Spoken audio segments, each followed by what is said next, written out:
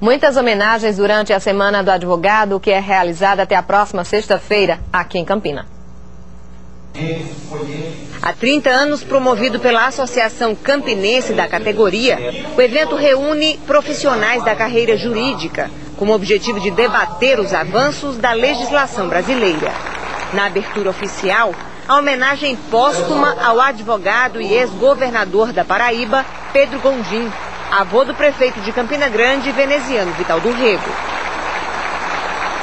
Ele foi um grande jurista, um grande advogado, um tribuno e um orador extraordinário. Então todos nós, família Gondim, família Vital do Rego, se sente felicíssima e registra a sua gratidão, seu preito de agradecimento à Associação dos Advogados de Campina Grande por esse gesto extremamente carinhoso e merecido.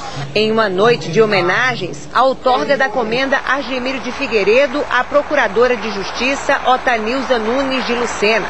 A mesma comenda foi entregue ao governador do estado, José Targino Maranhão.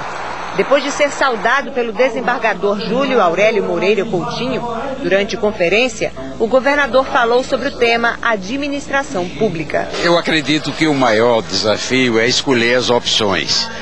Em seguida vem a execução dos projetos, dos planos, não é? A otimização nessa execução e, sobretudo, a tomada de decisão. A Semana do Advogado vai acontecer até o dia 14 de agosto no auditório da FIEP.